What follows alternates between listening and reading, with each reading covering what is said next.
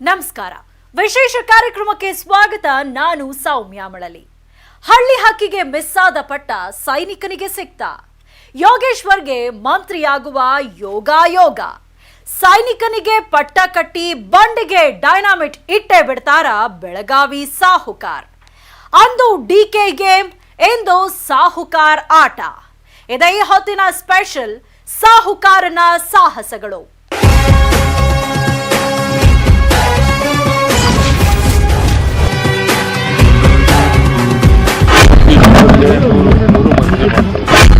ನೀವು ಯಾವ ನಂಬಿಕೆ ಮೇಲೆ ಇವ್ರನ್ನ ಮಂತ್ರಿ ಮಾಡ್ತೀರಲ್ಲ? ಲಾಬಿಗಳು ಭಾರತೀಯ ಜನತಾ ಪಾರ್ಟಿಯ ಹೈಕಮಾಂಡ್ ಮಟ್ಟಿಗೆ ಕೆಲಸ ಮಾಡೋದಿಲ್ಲ. ನೋಡಪ್ಪ, ಯೋಗೇಶ್ವರು ನಾನು 90 ಮೊದಲ ಬಾರಿ ಶಾಸಕ ನಮ್ಮ ಮಿತ್ರವ. ನದಿ ದಾಟುವ ತನಕ ಅಂಬಿಗ ಗಂಡ, ನದಿ ದಾಟದ ಮೇಲೆ ಅಂಬಿಗ ಹಿನ್ನಡೆಯಾಗಿದೆ. ಆ ನೋವಿನಿಂದ ಅವರು ಮಾತಾಡಿದ್ದಾರೆ. ಹಳ್ಳಿ ಹಕ್ಕಿಗೆ ಮಿಸ್ ಆದ ಪಟ್ಟ ಸೈನಿಕನಿಗೆ ಸಿಕ್ತ.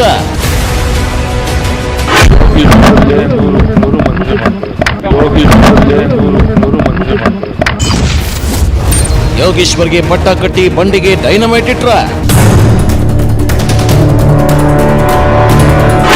ಎತ್ತಿಕಟ್ಟಕ್ಕೆ ಯೋಗೇಶ್ವರ್ ಅವ್ರನ್ನ ನೀವೇ ಮಂತ್ರಿ ಮಾಡಿದಿರಿ. ನೋಡಪ್ಪ, ಯೋಗೇಶ್ವರು ನಾನು 90 ಮೊದಲ ಬಾರಿ ಶಾಸಕ ನಮ್ಮ ಮಿತ್ರವ. ಇವತ್ತಿನ ಮಿತ್ರ ಅಲ್ಲ, ಕಳೆದ 20 ವರ್ಷ ಕೂಡಿ ಶಾಸಕದ್ವಿ. ಒಂದು ಸಂದರ್ಭದಲ್ಲಿ ಡಿ.ಕೆ. ಶಿವಕುಮಾರ್, ಯೋಗೇಶ್, ರಮೇಶ್ ಜಾರಕಿಹೊಳಿ ಒಂದೇ ಇದ್ದು ನಾವು. ಅದು ರಾಜಕಾರಣ, ಅದು ನಂಗೆ ಗೊತ್ತಿಲ್ಲ. ಅಂದು ಡಿಕೆ ಗೇಮ್, ಇಂದು ಸಾಹುಕಾರಾಟ. ಒಂದು ಸಂದರ್ಭದಲ್ಲಿ ಡಿ.ಕೆ. ಶಿವಕುಮಾರ್, ಯೋಗೇಶ್, ರಮೇಶ್ ಜಾರಕಿಹೊಳಿ ಒಂದೇ ಇದ್ದು ನಾವು. ಡಿಕೆಶಿ ವಿರುದ್ಧ ತೊಡೆತಟ್ಟಿ ಹೊರಬಂದು ಬಿಜೆಪಿ ಸೇರಿದ ಸಾಹುಕಾರ್ ಈಗ ಮತ್ತೊಂದು ಮಹಾಜಯವನ್ನೇ ಸಾಧಿಸಿದ್ದಾರೆ. ತಮ್ಮ ಶತ್ರು ಡಿಕೆಶಿಗೆ ಅವರ ಅಖಾಡದಲ್ಲೇ ಚಕ್ರವ್ಯೂಹ ಹೆಣೆಯುವ ಮೊದಲ ಹಂತದಲ್ಲಿ ರಮೇಶ್ ಜಾರಕಿಹೊಳಿ ಪಾಸ್ ಆಗಿದ್ದಾರೆ. ಶತ್ರುವಿನ ಶತ್ರು ಮಿತ್ರ ಎಂಬಂತೆ ಡಿಕೆಶಿ ಶತ್ರುವಾಗಿದ್ದ ಸಿಪಿ ಯೋಗೇಶ್ವರ್ಗೆ ಪಟ್ಟ ಕಟ್ಟಿಸಲು ಸಾಹುಕಾರ್ ಮಾಡಿದ ಪ್ರಯತ್ನ ಈಗ ಯಶಸ್ಸಿನ ಹಂತಕ್ಕೆ ಬಂದು ತಲುಪಿದೆ. ಸ್ವತಃ ಸಿಎಂ ಬಿಎಸ್ವೈ ಯೋಗೇಶ್ವರ್ ಸಚಿವರಾಗೋದು 100ಕ್ಕೆ 100 ಖಚಿತ ಅಂತ ಹೇಳಿಬಿಟ್ಟಿದ್ದಾರೆ.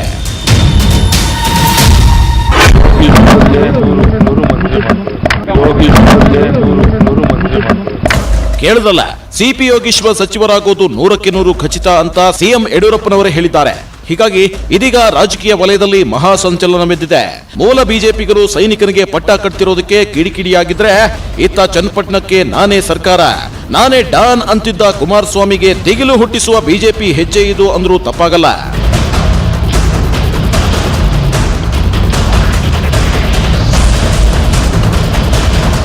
ಸಿಪಿ ಯೋಗೇಶ್ವರ್ಗೆ ಸಚಿವ ಸ್ಥಾನ ಕೊಡೋದಕ್ಕೆ ಯಾರು ಹೋರಾಡಿದ್ದಾರೋ ಇಲ್ವೋ ಗೊತ್ತಿಲ್ಲ.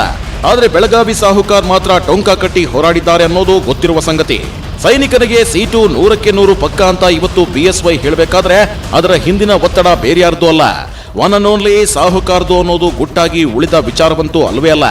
ತಮ್ಮನ್ನೇ ನಂಬಿಕೊಂಡು ಬಿಜೆಪಿಗೆ ಸೇರಿದ್ದ ಒಟ್ಟು 17 ಶಾಸಕರಿಗೆ ಮಂತ್ರಿಗಿರಿ ಕೊಡಿಸಲು ಸಾಹುಕಾರ್ ದೊಡ್ಡ ಸರ್ಕಸ್ ಏನು ಮಾಡಿಲ್ಲ.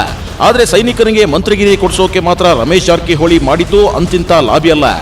ದಿಲ್ಲಿಯಲ್ಲಿ ಹೋಗಿ ಸೈನಿಕನಿಗಾಗಿ ಲಾಬಿ ನಡೆಸಿದ್ದಾರೆ. ಬಿಎಸ್ವೈ ಮನೆ ಬಾಗಿಲಿಗೆ ತಾಕಿ ಬೆನ್ನಿಗೆ ಒತ್ತಡ ಹೇರಿದ್ದಾರೆ. ಕೊನೆಗೂ ಸೈನಿಕನಿಗೆ ಸೀಟು ಕೊಡಿಸುವಲ್ಲಿ ಯಶಸ್ವಿಯಾಗುವ ಕೊನೆ ಹಂತಕ್ಕೆ ಸಾಹುಕಾರ್ ಬಂದೇ ಬಿಟ್ಟಿದ್ದಾರೆ.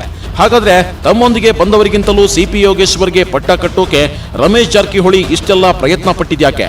ಸಾಹುಕಾರ್ ನೆಕ್ಸ್ಟ್ ಟಾರ್ಗೆಟ್ ಏನು ಅನ್ನೋದನ್ನ ಹೇಳ್ತೀವಿ. ಮೊದಲು ವಿಶ್ವನಾಥ್ಗೆ ವಲಯಲ್ಲಿದ್ದ ಸೀಟು ಸೈನಿಕನ ಮನೆ ಬಾಗಿಲಿಗೆ ಬಂದಿದ್ದು ಹೇಗೆ ಅನ್ನೋದನ್ನ ಹೇಳ್ತೀವಿ, ಕೇಳಿ.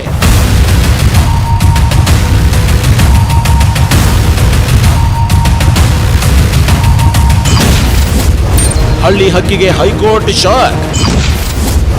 ವಿಶ್ವನಾಥ್ ಮಂತ್ರಿ ಕನಸು ನುಚ್ಚುನೂರು.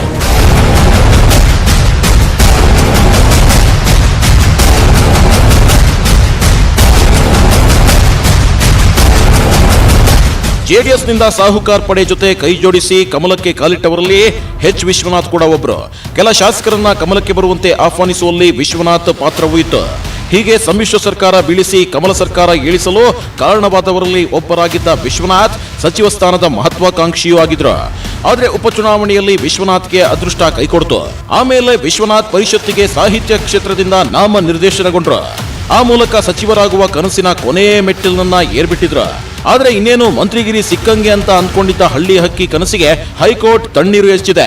ಶಾಸಕ ಸ್ಥಾನದಿಂದ ಅನರ್ಹಗೊಂಡು ಬೈ ಎಲೆಕ್ಷನ್ ನಲ್ಲಿ ಸೋತ ವಿಶ್ವನಾಥ್ ಪರಿಷತ್ಗೆ ನಾಮ ನಿರ್ದೇಶನಗೊಂಡಿದ್ದಾರೆ. ಎಂಟಿವಿ ಶಂಕರ್ ಅವರಂತೆ ಪರಿಷತ್ಗೆ ಆಯ್ಕೆಯಾಗಿಲ್ಲ, ಹೀಗಾಗಿ ಅವರನ್ನ ಸಚಿವ ಸ್ಥಾನಕ್ಕೆ ಪರಿಗಣಿಸಬಾರದು ಅಂತ ಹೈಕೋರ್ಟ್ ಮಧ್ಯಂತರ ಆದೇಶ ಹೊರಹಾಕಿದೆ. ಹೀಗಾಗಿ ಸಚಿವರಾಗುವ ವಿಶ್ವನಾಥ್ ಕನಸು ನುಚ್ಚುನೂರಾಗಿದೆ. ಕರ್ನಾಟಕ ರಾಜ್ಯ ಉಚ್ಚ ನ್ಯಾಯಾಲಯದಲ್ಲಿ ನಮ್ಮ ರಾಜಕಾರಣ ಮತ್ತು ಅರ್ಹತೆ ಅನರ್ಹತೆಗಳ ಬಗ್ಗೆ ಒಂದು ತೀರ್ಪು ನಿನ್ನೆ ಬಂದಿದೆ. ಈ ನೆಲದ ಕಾನೂನನ್ನು ಮತ್ತು ಈ ನೆಲದ ನ್ಯಾಯಾಲಯಗಳ ತೀರ್ಪುಗಳನ್ನು ನಾವು ಸ್ವಾಗತ ಮಾಡ್ತೇವೆ ಮತ್ತು ಅದನ್ನು ಗೌರವದಿಂದಲೂ ಕೂಡ ಕಾಣ್ತೇವೆ. ಇಲ್ಲಿ ಮುಂದೆ ನಾನು ಇದರ ವಿರುದ್ಧ ಇವತ್ತು ಕೊಟ್ಟಿರ್ತಕ್ಕಂಥ ತೀರ್ಪಿನ ವಿರುದ್ಧ ನಾನು ಸುಪ್ರೀಂ ಕೋರ್ಟಲ್ಲೂ ಕೂಡ ಅಪೀಲ್ ಹಾಕೊಂಡಿದ್ದೇನೆ. ನಾನು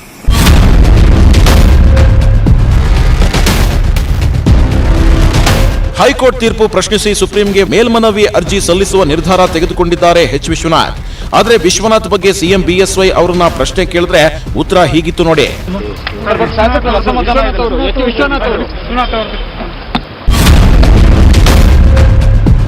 ಎಸ್ ನೋಡಿ, ವಿಶ್ವನಾಥ್ ಮಂತ್ರಿ ಸ್ಥಾನದ ಬಗ್ಗೆ ಕೇಳಿದಾಗ ಸಿಎಂ ಕೈ ಮುಗಿದು ಹೋಗಿದ್ದಾರೆ. ವಿಶ್ವನಾಥ್ಗೆ ಮಂತ್ರಿ ಸ್ಥಾನ ಕೈತಪ್ಪಿದ ಕುರಿತು ಮಾತನಾಡಿದ ಸಾಹುಕಾರ್ ತಾವು ಹಳ್ಳಿ ಹಕ್ಕಿ ಜೊತೆಗಿರೋದಾಗಿ ಹೇಳ್ಕೊಂಡಿದ್ದಾರೆ. ಸಚಿವ ಗೋಪಾಲಯ್ಯ ಕೂಡ ಇದೇ ಮಾತನಾಡಿದ್ದಾರೆ. ನಮ್ಮ 17 ಶಾಸಕರಿಗೆ ಸುಪ್ರೀಂ ಕೋರ್ಟ್ ಚೀಫ್ ಜಸ್ಟಿಸ್ ಬೆಂಚಿಂದ ವಿಪ್ ಅವ್ರಿಗೆ ಉಲ್ಲಂಘನೆ ಅವ್ರನ್ನ ಫೋರ್ಸ್ ಮಾಡಿಲ್ಲ, ಅವ್ರು ಬಿಟ್ಟ ವಿಷಯ ಆರ್ಡರ್ ಇದೆ. ಆದರೆ ಈ ಬೆಂಚಿನಾಗ ನಮ್ಗೆ ವಿರುದ್ಧ ಆಗಿದೆ ಅದು ಎತ್ತಿರ್ತಾರೆ. ಅಂದ್ರೆ ಅದು ಇಲ್ಲ, ಒಂದು ಮಾಡಿ ಕೇಳಿ, ವಿಶ್ವನಾಥ್ ಪರವಾಗಿ ಎಷ್ಟೇ ಕಷ್ಟ ಬಂದಾಗ ಪರವಾಗಿರ್ತೀವಿ ನಾವು ಇದು ಮೂಲ ಆದೇಶ ಸುಪ್ರೀಂ ಕೋರ್ಟ್ ಆದೇಶ ಮತ್ತು ಈ ಎರಡು ಕೂಡ ಚಾಲನೆ ಮಾಡ್ತೀವಿ. ನಮ್ಮ ಕಂದಾಯ ಸಚಿವರು ಅಶೋಕ್ ಅವರು, ಸೋಮಶೇಖರರು, ನಾವು ಎಲ್ಲ ಒಟ್ಟಿಗೆ ಕೂತಿ ಮಾತಾಡಿದ್ದೀವಿ. ನಾವು ಅವರ ಜೊತೆ ಇದ್ದೀವಿ, ಪಕ್ಷನೂ ಜೊತೆ ಇದೆ. ಅವ್ರಿಗೆ ಮನಸ್ಸಿಗೆ ನೋವಾಗಿದೆ. ನಾವು ಬೆಂಗಳೂರಿಗೆ ಹೋದ್ಮೇಲೆ ಮುಖ್ಯಮಂತ್ರಿಗಳ ಜೊತೆ ಕೂತಿ ಇವತ್ತು ನಮ್ಮ ಹಿರಿಯ ಸಚಿವರು, ಕಂದಾಯ ಸಚಿವರು ಹೇಳಿದೆ ಆ ರೀತಿ ನಾವು ಅವರ ಜೊತೆ ಇರ್ತಕ್ಕಂಥದ್ದು ಮುಂದೆ ಯಾವ ರೀತಿ ತೀರ್ಮಾನ ತಗೋಬೇಕು ಅಂತಕ್ಕಂಥದ್ದು ನಾವೆಲ್ಲ ಕೂಡ ಅವರಿಗೆ ಸಂಪೂರ್ಣ ಸಹಕಾರ ಕೊಡಬೇಕು ಅಂತಕ್ಕಂಥದ್ದನ್ನು ವಿಶ್ವನಾಥ್ ಎದುರುಗಡೆ ತೀರ್ಮಾನ ಕೂಡ ಮಾಡಿದ್ದು. ವಿಶ್ವನಾಥ್ ಹತ್ರ ಮಾತನಾಡಿ ನಮ್ಮ ಲೀಗಲ್ ಒಪಿನಿಯನ್ ಏನು ಹೇಳ್ತಾರೆ ಕೇಳಿ ಬೆಂಗಳೂರಿಗೆ ಹೋದ್ಮೇಲೆ ಅದನ್ನು ಏನು ಮಾಡ್ಬೋದು ಅಂತ ತೀರ್ಮಾನ ಮಾಡಿ.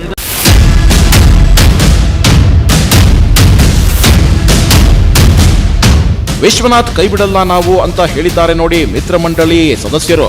ಇನ್ನು ಹೈಕೋರ್ಟ್ ತೀರ್ಪು ನಂತರ ಮತ್ತೆ ವಿಶ್ವನಾಥ್ ಮತ್ತು ಸಾರಾ ಮಹೇಶ್ ನಡುವೆ ವಾಕ್ಸಮರ ಜೋರಾಗಿ ನಡೀತಿದೆ.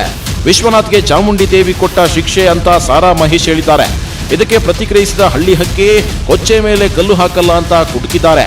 ಕಾರ್ಯಕರ್ತರು ಏನು ಅವರ ಉಸಿರನ್ನ ಇಟ್ಟು ಇವತ್ತು ಹೋರಾಟವನ್ನು ಮಾಡಿ ಚುನಾವಣೆಯಲ್ಲಿ ಗೆಲ್ಲಿಸಿರ್ತಾರೆ, ಅಂಥವ್ರಿಗೆ ಮೋಸ ಮಾಡಿ ಹೋಗಬಾರ್ದು.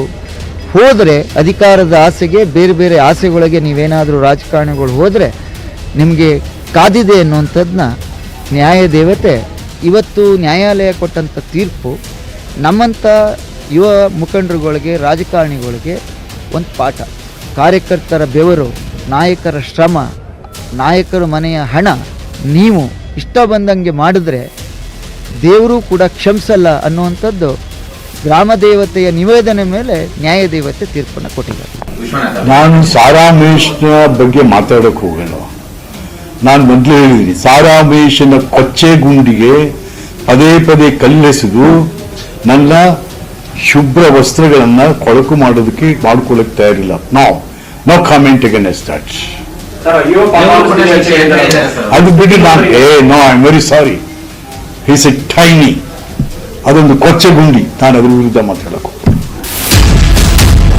ಹಳ್ಳಿ ಹಕ್ಕಿ ಕೈತಪ್ಪಿದ ಮಂತ್ರಿ ಸ್ಥಾನ ಸೈನಿಕನ ಮಡಿಲಿಗೆ. ವಿಶ್ವನಾಥ್ ಕೈತಪ್ಪಿದ ಮಂತ್ರಿ ಪಟ್ಟ ಈಗ ಸಿಪಿ ಯೋಗೇಶ್ವರ್ಗೆ ಒಲಿದಿದೆ. ಹಾಗೆ ನೋಡಿದ್ರೆ ಗೆದ್ದು ಶಾಸಕರಾಗಿರುವ ಹಲವಾರು ಮಂದಿ ಬಿಜೆಪಿಯಲ್ಲಿ ಸಚಿವ ಸ್ಥಾನದ ಆಕಾಂಕ್ಷಿಗಳಾಗಿದ್ದಾರೆ. ಅವ್ರನ್ನೆಲ್ಲ ಬಿಟ್ಟು ಚುನಾವಣೆಯಲ್ಲಿ ಸೋತಿರುವ ಯೋಗೇಶ್ವರ್ಗೆ ಮಂತ್ರಿ ಸ್ಥಾನ ಕೊಡೋದು 100ಕ್ಕೆ 100 ಸತ್ಯ ಅಂತ ಬಿಎಸ್ವೈ ಹೇಳಿರೋದು ಮೂಲ ಬಿಜೆಪಿಗರಲ್ಲಿ ಆಕ್ರೋಶ ಭುಗಿಲೇಳುವಂತೆ ಮಾಡಿದೆ. ಆದರೆ ಈ ಬಗ್ಗೆ ಮಾತನಾಡಿರುವ ಯೋಗೇಶ್ವರ್ ನಮ್ಮ ಹೋರಾಟಕ್ಕೆ ಫಲ ಸಿಕ್ಕಿದೆ ಅಂತ ಖುಷಿ ಹಂಚಿಕೊಂಡಿದ್ದಾರೆ.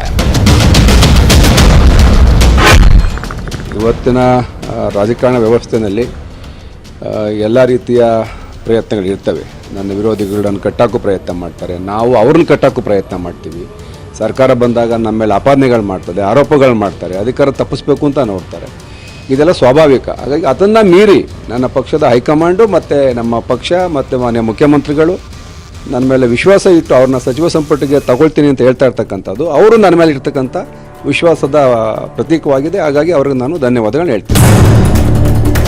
ಸಾಕಷ್ಟು ಮೂಲ ಬಿಜೆಪಿಗರನ್ನ ಬದಿಗಿಟ್ಟು ಸಚಿವ ಸ್ಥಾನ ಆಕಾಂಕ್ಷಿಗಳಾಗಿದ್ದ ಹಿರಿಯರನ್ನ ಸೈಡಿಗಿಟ್ಟು ಬಿಎಸ್ವೈ ಸೈನಿಕನಿಗೆ ಪಟ್ಟ ಕಟ್ಟೋದ್ರ ಹಿಂದೆ ಇರೋದು ಬೇರ್ಯಾರ ಒತ್ತಡವೂ ಅಲ್ಲ, ಒನ್ ಅಂಡ್ ಓನ್ಲಿ ಸಾಹುಕಾರ್ ಒತ್ತಡ ಅನ್ನೋದು ರಾಜಕೀಯದಲ್ಲಿ ಗೊತ್ತಿಲ್ಲದೆ ಇರೋ ವಿಷಯವೇನಲ್ಲ. ಬಾಯಿ ಮಾತಿಗೆ ಸಿಪಿ ಯೋಗೇಶ್ವರ್ ತಮ್ಮ ಪರ ಯಾರು ಲಾಬಿ ಮಾಡಿಲ್ಲ ಅಂತಾರೆ, ಅತ್ತ ರಮೇಶ್ ಜಾರಕಿಹೊಳಿಯೂ ನಾನು ಲಾಬಿ ಮಾಡಿಲ್ಲ ಅಂತಾರೆ. ಆದ್ರೆ ಸೈನಿಕರಿಗೆ ಪಟ್ಟ ಕಟ್ಟೋದ್ರ ಹಿಂದೆ ಇರೋದು one and only Ramesh Jarkiholi ಅನ್ನೋದು ಗೊತ್ತಿರೋ ಸತ್ಯ.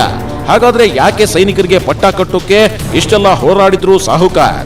ಅದುವೇ ನೋಡಿ ಸಾಹುಕಾರನ ಸಾಹಸಗಳ ಇಂಟ್ರೆಸ್ಟಿಂಗ್ ಕಹಾನಿ.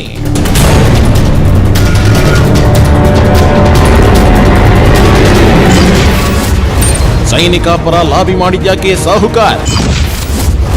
ಒಂದೇ ಕಲ್ಲಿಗೆ ಎರಡು ಹಕ್ಕಿ ಹೊಡೆಯುವ ತಂತ್ರನ?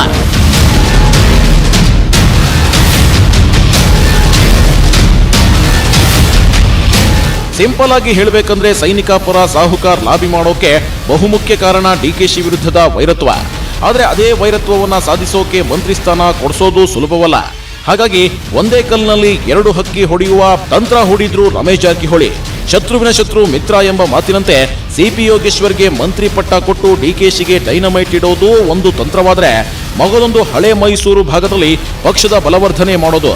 ಹೌದು, ಹಳೆ ಮೈಸೂರು ಭಾಗದಲ್ಲಿ ಪಕ್ಷ ಬಲವರ್ಧನೆ ಸೂತ್ರ ಮುಂದಿಟ್ಕೊಂಡು ಸೈನಿಕನಿಗೆ ಪಟ್ಟ ಕಟ್ಟಿ ಒಂದೇ ಕಲ್ಲಿನಲ್ಲಿ ಎರಡು ಹಕ್ಕಿ ಹೊಡೆಯುವ ತಂತ್ರಗಾರಿಕೆ ಮಾಡಿದ್ದಾರೆ ರಮೇಶ್ ಜಾರಕಿಹೊಳಿ.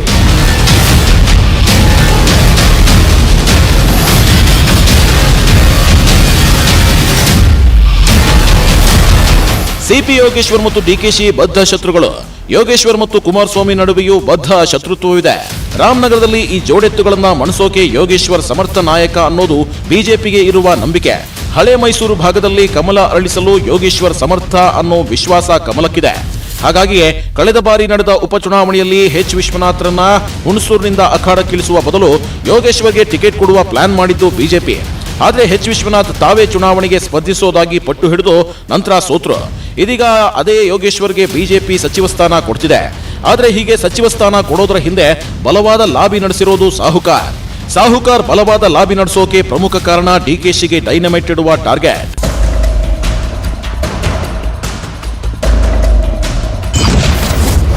ಬಂಡೆಗೆ ಡೈನಮೈಟ್ ಇಟ್ರ ರಮೇಶ್ ಜಾರಕಿಹೊಳಿ. ರಾಮನಗರ ರಾಜಕೀಯಕ್ಕೆ ಸಾಹುಕಾರ್ ಎಂಟ್ರಿ. ಒಂದು ಕಾಲದಲ್ಲಿ ಕುಚುಕು ಗೆಳೆಯರಂತಿದ್ದ ರಮೇಶ್ ಜಾರಕಿಹೊಳಿ ಮತ್ತು ಡಿಕೆ ಶಿವಕುಮಾರ್ ಆ ಬಳಿಕ ಬದ್ಧ ಶತ್ರುವಿನಂತೆ ಒಂದೇ ಪಕ್ಷದಲ್ಲಿ ಇದ್ಕೊಂಡು ಗುದ್ದಾಡಿದ್ರು. ಮಿತ್ರರು ಹೀಗೆ ಶತ್ರುಗಳಾಗೋಕೆ ಕಾರಣವೇ ಬೆಳಗಾವಿ ರಾಜಕಾರಣಕ್ಕೆ ಡಿಕೆಶಿ ಕೊಟ್ಟ ಎಂಟ್ರಿ. ಹೀಗೆ ಅಂದು ಬೆಳಗಾವಿ ಪಾಲಿಟಿಕ್ಸ್ಗೆ ಬಂಡೆ ಕೊಟ್ಟ ಎಂಟ್ರಿಯೇ ಸಮ್ಮಿಶ್ರ ಸರ್ಕಾರದ ಪತನಕ್ಕೆ ಮೂಲ ಕಾರಣ ಅನ್ನೋದು ಗೊತ್ತಿರುವ ಸತ್ಯ. ಬೆಳಗಾವಿ ಪಾಲಿಟಿಕ್ಸ್ ನಲ್ಲಿ ಡಿಕೆಶಿ ವರ್ಸಸ್ ಜಾರಕಿಹೊಳಿ ಬ್ರದರ್ಸ್ ನಡುವೆ ಶುರುವಾದ ಫೈಟ್ ಕೊನೆಗೆ ದೋಸ್ತಿ ಸರ್ಕಾರ ಪತನವಾಗುವವರೆಗೂ ಬಂದು ನಿಂತಿತ್ತು. 17 ಶಾಸಕರು ಕಮಲಕ್ಕೆ ಸೇರ್ಪಡೆ ಆಗೋದ್ರೊಂದಿಗೆ ಬೆಳಗಾವಿಯಲ್ಲಿ ನಡೀತಿದ್ದ ಕಾಂಗ್ರೆಸ್ ಒಳಗಿನ ಕುಸ್ತಿಗೆ ಅಂತ್ಯ ಬಿದ್ದಿತ್ತು. ಆದ್ರೆ ಸಾಹುಕಾರ್ ಸೇಡು ಇಲ್ಲಿಗೆ ನಿಂತಿರಲಿಲ್ಲ ಎನ್ನಲಾಗಿದೆ. ಯಾವ ಡಿಕೆಶಿ ತಮ್ಮ ಕೋಟೆಗೆ ಎಂಟ್ರಿ ಕೊಟ್ಟು ತಮ್ಮ ಕೋಟೆಯ ರಾಜಕೀಯದಲ್ಲಿ ಮೂಗು ತುರಿಸಿದ್ರು, ಅದೇ ತರ ಎದುರೇಟು ಕೊಡಬೇಕು ಅನ್ನೋ ಛಲವನ್ನ ಸಾಹುಕಾರ್ ಇಟ್ಕೊಂಡಿದ್ರು ಅಂತ ಹೇಳಲಾಗ್ತಿದೆ. ಆ ಕಾರಣಕ್ಕಾಗಿಯೇ ಶತ್ರುವಿನ ಶತ್ರು ಮಿತ್ರ ಎಂಬಂತೆ ರಮೇಶ್ ಜಾರಕಿಹೊಳಿ ಡಿಕೆಶಿ ಶತ್ರುವಾಗಿದ್ದ ಸಿಪಿ ಯೋಗೇಶ್ವರ್ ಜೊತೆ ಸ್ನೇಹ ಬೆಳೆಸಿಕೊಂಡಿದ್ರು ಎನ್ನಲಾಗಿದೆ. ರಾಮನಗರ ಜಿಲ್ಲೆಯ ರಾಜಕೀಯಕ್ಕೆ ಜಬರ್ದಸ್ತ್ ಆಗಿ ಎಂಟ್ರಿ ಕೊಟ್ಟು ಬಂಡೆಗೆ ಡೈನಮೈಟ್ ಇಟ್ಟು ಹಳೆ ಜಿದ್ದನ್ನ ತೀರಿಸಿಕೊಳ್ಳಬೇಕು ಎಂಬ ಕಾರಣಕ್ಕಾಗಿಯೇ ಸಾಹುಕಾರ್ ಯೋಗೇಶ್ವರ್ಗೆ ಸಚಿವ ಸ್ಥಾನ ಕೊಡಿಸಲು ಶ್ರಮಿಸಿದ್ರು ಅಂತ ಹೇಳಲಾಗ್ತಿದೆ. ಆ ಶ್ರಮಕ್ಕೆ ಈಗ ಜಯ ಸಿಕ್ಕಿದೆ. ಬೆಳಗಾವಿಯಲ್ಲಿ ಡಿಕೆಶಿ ಮೂಗು ತೂರಿಸಿದ ಜಿದ್ದಿಗೆ ರಾಮನಗರ ಜಿಲ್ಲೆಯ ರಾಜಕೀಯಕ್ಕೆ ರಮೇಶ್ ಜಾರಕಿಹೊಳಿ ಎಂಟ್ರಿ ಕೊಟ್ಟಿದ್ದಾರೆ. ಆದ್ರೆ ಇಲ್ಲಿಗೂ ನಿಂತಿಲ್ಲ, ನಿಲ್ಲೋದು ಇಲ್ಲ ಸಾಹುಕಾರ್ ಸೇಡಿನ ಕಥೆ. ಡಿಕೆಶಿಗೆ ಟಕ್ಕರ್ ಕೊಡಲು ರಾಮನಗರದಲ್ಲಿ ಬಂಡೆಗೆ ಡೈನಾಮೈಟ್ ಇಟ್ಟು ಸೇಡು ತೀರಿಸಿಕೊಳ್ಳಲು ಸಾಹುಕಾರ್ ಹೊಸ ಗೇಮ್ ಪ್ಲಾನ್ ಮಾಡಿಕೊಂಡಿದ್ದಾರೆ. ಆ ಗೇಮ್ ಪ್ಲಾನ್ ಏನು ಅನ್ನೋದನ್ನ ಹೇಳ್ತೀವಿ ಬ್ರೇಕ್ ಆದ್ಮೇಲೆ. ವಿರುದ್ಧ ಸೇಡು ತೀರಿಸಿಕೊಳ್ಳುವ ಪ್ರತಿ ಹಂತದಲ್ಲೂ ಗೆಲ್ಲೋದು ಸಾಹುಕಾರ್ ಟಾರ್ಗೆಟ್. ಇದೀಗ ಹೊಸ ಗೇಮ್ ಪ್ಲಾನ್ ಮಾಡಿ ಸಕ್ಸಸ್ ಕೂಡ ಆಗಿದ್ದಾರೆ. ಡಿಕೆಶಿ ವಿರುದ್ಧದ ಹಾಗೆ ತೀರಿಸಿಕೊಳ್ಳಲು ರಮೇಶ್ ಜಾರಕಿಹೊಳಿ ಎಂತಹ ಸಾಹಸಕ್ಕೂ ಕೈ ಹಾಕ್ತಾರೆ ಅನ್ನೋದಕ್ಕೆ ಇದು ಒಂದು ಎಕ್ಸಾಂಪಲ್. ಬೆಳಗಾವಿ ರಾಜಕಾರಣಕ್ಕೆ ಡಿಕೆಶಿ ಎಂಟ್ರಿ ಕೊಟ್ಟಿದ್ದರ ಸೇಡಿಗೆ ಸಮ್ಮಿಶ್ರ ಸರ್ಕಾರವನ್ನೇ ಬೀಳಿಸಿದ್ರು ಸಾಹುಕಾರ್. ಅಷ್ಟೇ ಯಾಕೆ, ಅಂದು ದೋಸ್ತಿ ಸರ್ಕಾರದಲ್ಲಿ ಜಲಸಂಪನ್ಮೂಲ ಸಚಿವರಾಗಿದ್ದ ಡಿಕೆಶಿಯ ಆ ಮಂತ್ರಿ ಪದವಿಯನ್ನೇ ಬಿಜೆಪಿ ಸರ್ಕಾರದಲ್ಲಿ ಪಡೆಯುವ ಹಠ ತೊಟ್ಟು ಅಲ್ಲೂ ಸಕ್ಸಸ್ ಆದ್ರು. ಡಿಕೆಶಿ ಮನೆ ಇರುವ ಸದಾಶಿವನಗರದಲ್ಲಿಯೇ ಸಾಹುಕಾರ್ ಕೂಡ ಮನೆ ಮಾಡಿದ್ರು. ಇದೀಗ ಡಿಕೆಶಿಯ ಬದ್ಧ ಶತ್ರುವಿಗೆ ಸಚಿವ ಸ್ಥಾನ ಕೊಡಿಸುವಲ್ಲಿ ಯಶಸ್ವಿಯಾಗಿ ಒನ್ಸ್ ಅಗೇನ್ ಜಿದ್ದು ತೀರಿಸಿಕೊಂಡಿದ್ದಾರೆ ರಮೇಶ್ ಜಾರಕಿಹೊಳಿ. ಸಿಪಿ ಯೋಗೇಶ್ವರ್ ಮಿತ್ರ ಅನ್ನೋ ಕಾರಣಕ್ಕಿಂತ ಡಿಕೆಶಿ ಶತ್ರು ಅನ್ನೋ ಕಾರಣಕ್ಕಾಗಿ ಸಚಿವ ಸ್ಥಾನ ಕೊಡಿಸಲು ರಮೇಶ್ ಜಾರಕಿಹೊಳಿ ಲಾಬಿ ನಡೆಸಿದ್ರು ಎಂಬ ಮಾತುಗಳು ರಾಜಕೀಯ ವಲಯದಲ್ಲಿ ಹರಿದಾಡ್ತಿದೆ. ಬಹುಶಃ ನಿಮಗೂ ನೆನಪಿರಬಹುದು, ಈ ಹಿಂದೆ ವಲಸೆ ಬಂದ ನಾಯಕರು ಸಚಿವ ಸ್ಥಾನಕ್ಕಾಗಿ ಪಟ್ಟು ಹಿಡಿದಾಗ ಅವರ ಬೆಂಬಲಕ್ಕೆ ನಿಂತ ಜಾರಕಿಹೊಳಿಯನ್ನ ಬಿಎಸ್ವೈ ಮನೆಗೆ ಕರೆದು ಒತ್ತಡ ಹೇರದಂತೆ ಮನವೊಲಿಸಿದ್ರು. ಅಂದು ಮಾತನಾಡಿದ್ದ ರಮೇಶ್ ಜಾರಕಿಹೊಳಿ ಸಚಿವ ಸ್ಥಾನಕ್ಕಾಗಿ ಒತ್ತಡ ಹೇರಲ್ಲ ಅಂತ ಹೇಳಿದ್ರು. ಆ ಬಳಿಕವೂ ಅಷ್ಟೇ ತಮ್ಮ ಮಿತ್ರ ಮಂಡಳಿಯ ಸದಸ್ಯರಿಗೆ ಸಚಿವ ಸ್ಥಾನ ಕೊಡಿಸಲು ರಮೇಶ್ ಜಾರಕಿಹೊಳಿ ಹೋರಾಡಿದ್ದು ಅಷ್ಟಕ್ಕಷ್ಟೇ. ಆದರೆ ಸಿಪಿ ಯೋಗೇಶ್ವರ್ಗೆ ಮಂತ್ರಿ ಸ್ಥಾನ ಕೊಡಿಸಲು ಮಾತ್ರ ಕಾಲಿಗೆ ಚಕ್ರ ಕಟ್ಕೊಂಡು ಹೋರಾಡಿದ್ರು ರಮೇಶ್ ಜಾರಕಿಹೊಳಿ. ಈ ವಿಚಾರದ ಬಗ್ಗೆ ಸ್ವತಃ ಮಿತ್ರ ಮಂಡಳಿಯಲ್ಲೂ ಅಸಮಾಧಾನವಿದೆ. ಇತ್ತೀಚೆಗೆ ಮಿತ್ರ ಮಂಡಳಿ ಸದಸ್ಯರು ನಡೆಸಿದ ಸಭೆಯಲ್ಲೂ ಆ ಆಕ್ರೋಶ ಹೊರಬಿದ್ದಿದೆ. ಹೀಗೆ ಸಿಪಿ ಯೋಗೇಶ್ವರ್ ಅವರಿಂದಾಗಿ ಮಿತ್ರ ಮಂಡಳಿಯ ಒಗ್ಗಟ್ಟು ಒಡೆದಿದೆ ಅನ್ನೋ ಮಾತುಗಳು ಹರಿದಾಡಲು ಆರಂಭಿಸಿತ್ತು. ಇದೀಗ ಆ ಆಕ್ರೋಶ ಮತ್ತಷ್ಟು ಹೆಚ್ಚಾಗಿರುವ ಸಾಧ್ಯತೆ ಇದೆ. ಈಗಾಗಲೇ ಯೋಗೇಶ್ವರ್ ಮತ್ತು ವಿಶ್ವನಾಥ್ ನಡುವೆ ವಾಕ್ಸಮರವೂ ಆರಂಭವಾಗಿದೆ. ನನಗೆ ಟಿಕೆಟ್ ಕೊಡೋಕೆ ಮುಂಚೆನೇ ಅವರೇ ಬಂದು ನಾನೇ ಕ್ಯಾಂಡಿಡೇಟ್ ಅಂತ ಹೇಳಿ ಹೊಲಸು ಮಾಡಿಬಿಟ್ಟರು. ಸೀರೆ ಬಟ್ಟೆ ಎಲ್ಲ ಸೀಸ್ ಆದ್ರು. ಆಮೇಲೆ ಏನಾಯಿತು, ಇದೇ ಯಡಿಯೂರಪ್ಪನವರು ಇದೇ ಮುಖ್ಯಮಂತ್ರಿಗಳು ಸೈನಿಕನ ಕೈಯಲ್ಲಿ ಆರ್ಥಿಕವಾಗಿ ಸಹಾಯ ಮಾಡು ತೊಗೊಂಡೋಗಿದ್ದೀನಿ ವಿಶ್ವನಾಥನಿಗೆ ಕೊಟ್ಪ ಅಂತ ಕಳಿಸಿದ್ರು. ಭಾಳ ದೊಡ್ಡ ಮೊತ್ತ. ಅದನ್ನು ತೊಗೊಂಡು ಬರಲೇ ಇಲ್ಲ ಹುಣಸೂರಿಗೆ. ಅವರು ಹುಣಸೂರಿಗೆ ಅವರು ಅವ್ರ PA ಸಂತೋಷ್ ತಗೊಂಡು ಬರಲೇ ಇಲ್ಲ ಅವರು. ಸೊ ಇಂಥವ್ರನ್ನೆಲ್ಲ ನೀವು ಯಾವ ನಂಬಿಕೆ ಮೇಲೆ ಇವ್ರನ್ನ ಮಂತ್ರಿ ಮಾಡ್ತೀರಲ್ಲಿ? ಬಹಳ ಚುನಾವಣೆ ಮುಗಿದು ಬಹಳ ದಿವಸ ಆಯಿತು. ಈ ಸಂದರ್ಭದಲ್ಲಿ ರಿಯಾಕ್ಟ್ ಮಾಡಿದ್ದಾರೆ, ಹಿರಿಯರಿದ್ದಾರೆ, ಅವರು ಸ್ವಲ್ಪ ಆತ್ಮವಿಮರ್ಶೆ ಮಾಡಿಕೊಳ್ಳಿ. ಏನಾಗುತ್ತೆ ಒಂದೊಂದು ಸಾರಿ ಮನುಷ್ಯ ಬುದ್ಧಿ ತನ್ನ ಕಂಟ್ರೋಲ್ ಇಲ್ಲದೆ ಹೋದಾಗ ಅವ್ರಿಗೇನಾಗ್ತಾ ಇದೆ, ಅವ್ರಿಗೆಲ್ಲೋ ಅಂತಿಮ ದಿನಗಳಲ್ಲಿ ಮಂತ್ರಿ ಆಗಬೇಕು ಅಂತ ಆಸೆ ಇತ್ತೇನೋ, ಅದಕ್ಕೆ ಕಾನೂನಿನ ಅವಕಾಶ ಸಿಗಲಿಲ್ಲ. ಹಂಗಾಗಿ ಅವ್ರು ಮಾತಾಡಿದರೆ ಅವ್ರ ಹತಾಶೆ ಮಾತುಗಳಿಗೆ ನಾನು ಏನು ಪ್ರತಿಕ್ರಿಯಿಸಲಿ? ಕೇಳಿದ್ರಲ್ಲ ಸಿಪಿ ಯೋಗೇಶ್ವರ್ ಮತ್ತು ವಿಶ್ವನಾಥ್ ನಡುವಿನ ವಾಕ್ಸಮರವನ್ನ. ಹಾಗಾದ್ರೆ ತಮ್ಮ ಜಿದ್ದಿಗಾಗಿ ಸಾಹುಕಾರ್ ಎಲ್ಲರನ್ನೂ ಬಳಸ್ಕೊಂಡ್ರ? ರಮೇಶ್ ಜಾರಕಿಹೊಳಿ ವಿರುದ್ಧ ತಿರುಗಿ ಬೀಳತ್ತಾ ಮಿತ್ರ ಮಂಡಳಿ? ಆ ಕುರಿತ ಮಾಹಿತಿ ಕೊಡ್ತೀವಿ ಬ್ರೇಕ್ನ ನಂತರ.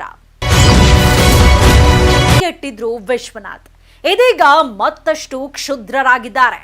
ಹಾಗಾದ್ರೆ ಮಿತ್ರ ಮಂಡಳಿಯ ಒಗ್ಗಟ್ಟು ಮುರಿಯತ್ತಾ? ಆ ಕುರಿತ ರಿಪೋರ್ಟ್ ನಿಮ್ಮ ಮುಂದೆ. ಮಿತ್ರ ಮಂಡಳಿಯ 17 ಸದಸ್ಯರಲ್ಲಿ ಮಹೇಶ್ ಕುಮಟಳ್ಳಿಗೆ ಮಂತ್ರಿ ಸ್ಥಾನ ಒಲ್ದಿಲ್ಲ. ತಮ್ಮನ್ನ ನಂಬಿ ಬಂದ ಕುಮಟಳ್ಳಿಗೆ ಮಂತ್ರಿ ಸ್ಥಾನ ಕೊಡಿಸಲು ರಮೇಶ್ ಜಾರಕಿಹೊಳಿಯು ಹೋರಾಡಿಲ್ಲ ಅಂತ ಹೇಳಲಾಗ್ತಿದೆ. ಇದೀಗ ಹೈಕೋರ್ಟ್ ತೀರ್ಪಿನ ನಂತರ ವಿಶ್ವನಾಥ್ ಮಂತ್ರಿ ಕನಸು ಕೂಡ ನುಚ್ಚುನೂರಾಗಿದೆ. ಆ ಬೇಸರದಲ್ಲಿ ವಿಶ್ವನಾಥ್ ಬಿಜೆಪಿ ನಾಯಕರ ವಿರುದ್ಧವೇ ಮಾತನಾಡಿದ್ದಾರೆ. ಚುನಾವಣೆಯಲ್ಲಿ ಸೋತ MTBಗೆ ಮಂತ್ರಿ ಸ್ಥಾನ ಸಿಗೋದು ಖಚಿತ ಎನ್ನಲಾಗಿದೆ. ಆರ್ ಶಂಕರ್ಗೂ ಮಂತ್ರಿ ಭಾಗ್ಯ ಸಿಗಲಿದೆ. ಹೀಗೆ ಮಿತ್ರ ಮಂಡಳಿಯ ಬಹುತೇಕ ಸದಸ್ಯರು ಮಂತ್ರಿಯಾಗ್ತಿದ್ದಾರೆ. ಹೀಗಾಗಿ ವಿಶ್ವನಾಥ್ ಪರ ಮಿತ್ರ ಮಂಡಳಿಯ ಸದಸ್ಯರು ಮುಂದೆ ಬ್ಯಾಟಿಂಗ್ ಮಾಡ್ತಾರೆ ಅಂತ ಹೇಳೋದು ಕಷ್ಟವೇ. ಮೇಲಾಗಿ ಬಿಜೆಪಿ ಪಕ್ಷದಲ್ಲಿ ಆ ಪಕ್ಷದ ವಿರುದ್ಧವೇ ಮಾತನಾಡಿ ಅಶಿಸ್ತು ತೋರುವವರಿಗೆ ಕಿಮ್ಮತ್ತು ಕೊಡಲ್ಲ ಅನ್ನೋದು ಸಾಕಷ್ಟು ನಾಯಕರ ವಿಚಾರದಲ್ಲಿ ನಿಜವಾಗಿದೆ. ಹೀಗಾಗಿ ಹಳ್ಳಿ ಹಕ್ಕಿ ಒಂಟಿಯಾದ್ರೂ ಅಚ್ಚರಿಯಿಲ್ಲ. ಡಿಕೆಶಿ ವಿರುದ್ಧದ ಸೇಡು ತೀರಿಸಿಕೊಳ್ಳೋದೇ ಟಾರ್ಗೆಟ್ ಆಗಿರೋ ರಮೇಶ್ ಜಾರಕಿಹೊಳಿ ವಿಶ್ವನಾಥ್ ಪರ ನಿಲ್ಲೋದು ಡೌಟು ಎನ್ನಲಾಗಿದೆ. ರಮೇಶ್ ಜಾರಕಿಹೊಳಿ ಲಾಬಿಯಿಂದಾನೇ ಸಿಪಿ ಯೋಗೇಶ್ವರ್ಗೆ ಮಂತ್ರಿ ಭಾಗ್ಯ ಸಿಕ್ಕಿದೆ ಅನ್ನೋದು ಸದ್ಯ ರಾಜಕೀಯ ವಲಯದಲ್ಲಿ ಹರಿದಾಡ್ತಿರುವ ಮಾಹಿತಿ. ಸೈನಿಕರಿಗೆ ಸೀಟು ಕೊಡ್ತಿರೋದಕ್ಕೆ ಮಿತ್ರ ಮಂಡಳಿ ಸದಸ್ಯರು ಮಾತ್ರವಲ್ಲ, ಮೂಲ ಬಿಜೆಪಿಗರ ಆಕ್ಷೇಪವೂ ಇದೆ. ಮುಂದೆ ಆ ಆಕ್ರೋಶ ಯಾವ ದಿಕ್ಕಿಗೆ ತಿರುಗುತ್ತೋ ಗೊತ್ತಿಲ್ಲ. ಒಟ್ಟಾರೆ ಸಾಹುಕಾರನ ಸಾಹಸದಿಂದ ಸಚಿವಾಕಾಂಕ್ಷಿಗಳ ಎದೆಯೊಳಗೆ ಧಗಧಗ ಆಕ್ರೋಶ ಹೊತ್ತಿ ಉರಿತಿರೋದಂತೂ ನಿಜ. ಡಿಕೆಶಿ ವಿರುದ್ಧ ಸೇಡು ತೀರಿಸಿಕೊಳ್ಳಲು ಸಾಹುಕಾರ್ ಮಾಡೋ ಸಾಹಸಗಳು ಒಂದೆರಡಲ್ಲ. ರಾಮನಗರ ರಾಜಕೀಯಕ್ಕೂ ಈಗ ಎಂಟ್ರಿ ಕೊಟ್ಟು ಟಕ್ಕರ್ ಕೊಟ್ಟ ರಮೇಶ್ ಮುಂದೆ ಇನ್ಯಾವ ಕಾರ್ಯತಂತ್ರ ರೂಪಿಸ್ತಾರೋ ಗೊತ್ತಿಲ್ಲ. ಇದಾಗಿತ್ತು ಈ ಹೊತ್ತಿನ ಸ್ಪೆಷಲ್. ನೋಡ್ತಾರಿ ನ್ಯೂಸ್ 18 ಕನ್ನಡ. ಜಾಲ ನಮ್ಮದು, ಬಲ ನಿಮ್ಮದು.